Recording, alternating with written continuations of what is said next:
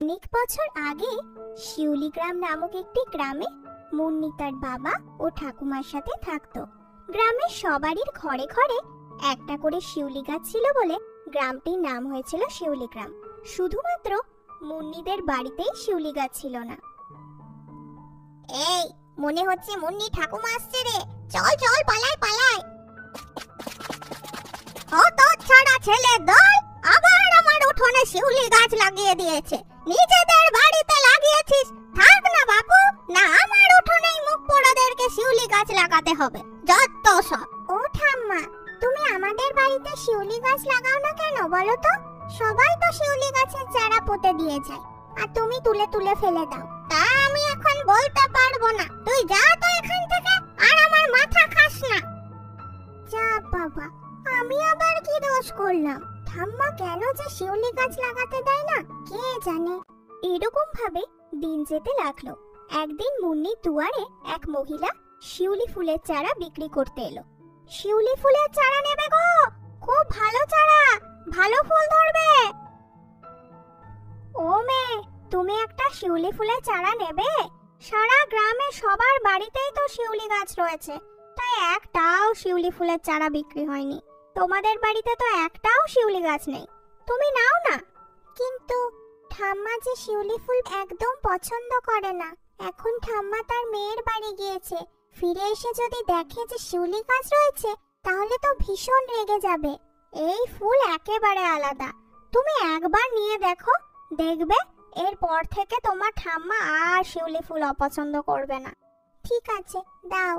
মুন্নি মহিলাটির কাছ থেকে শিউলি চারা নিয়ে উঠোনের এক কোণায় যত্ন করে লাগিয়ে দিল। এরপর সে গাছটা দেখাশোনা করে তিল তিল করে বড় করলো তাকে।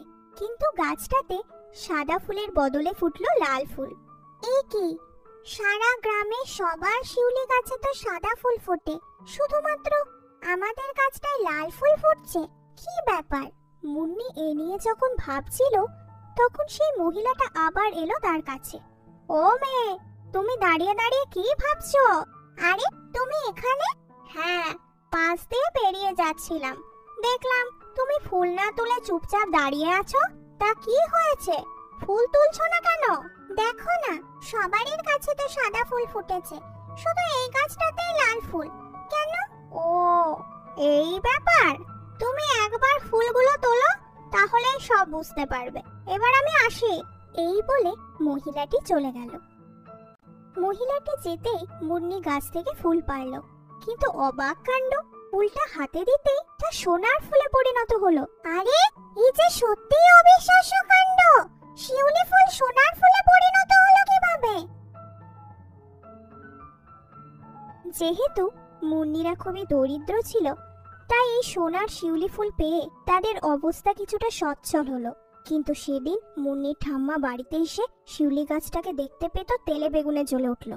এখানে কে শিউলি গাছ লাগিয়েছে? হ্যাঁ, মেয়ে অসুস্থ ছিল বলে আমি কম আসছিলাম না, তার মধ্যে এই কাণ্ড ঘটে গেছে। কে লাগিয়েছিস? আমি লাগিয়েছি। ঠাম্মা, আজ তোমাকে বলতেই হবে, কেন তুমি এই গাছ লাগাতে বারণ করো? কি হলো বলো?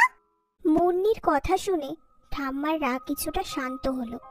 সে নম্র হয়ে বলল, জানিস, তোর মা শিউলি ফুল খুব পছন্দ করত, সে যত্ন করে একটা শিউলি গাছ লাগিয়েছিল।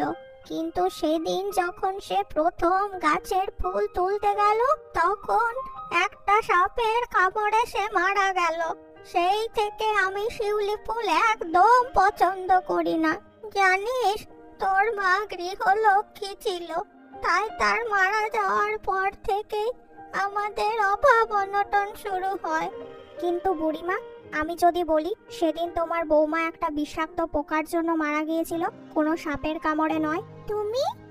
হ্যাঁ বুড়িমা, তোমার বৌমার মতো আমারও খুব শিউলি ফুল ভালো লাগতো, তাই সেদিন তোমাদের বাড়ি আমি এসেছিলাম, কিন্তু কাউকে কামড়াতে নয়, ফুলের গন্ধ শুঁকতে। কিন্তু একটা বিষাক্ত পোকা তোমার বৌমাকে কামড়ে দেয়, আর তুমি আমায় দোষ দিতে থাকো। মানে কি বলছো? কে তুমি? ঠাম্মার কথা বলাতেই মহিলাটি এক ইচ্ছাধারী নাগিনে পরিণত হলো। আমি এক ইচ্ছাধারী সর্প, আমার জন্য তোমার বৌমার কোনো ক্ষতি হয়নি, এতদিন তুমি একটা ভুল ধারণার জন্য শিউলি গাছ লাগাতে চাইছিলে না, তাই এই ভুল ধারণা মেটাতে আমি এখানে এলাম। তোমার বৌমাকে তো আমি ফিরিয়ে দিতে পারবো না, কিন্তু আমি কথা দিচ্ছি যতবার মুন্নি এই শিউলি গাছ থেকে শিউলি ফুল তুলবে ততবার তোমরা সোনার শিউলি পাবে। তোমাদের আজ থেকে আর কোনো অভাব অনটন থাকবে না। এই কথা বলে সেই ইচ্ছাধারী নাগিনটা চলে গেল। নাগিনটার কথা শুনে মুন্নি ঠাম্মা তার সমস্ত ভুল বুঝতে পারল। এরপর থেকে সে শিউলি গাছ অপছন্দ করাও বন্ধ করে দিল ও তার নাতনি ও ছেলের সাথে হাসি খুশিভাবে থাকতে লাগলো।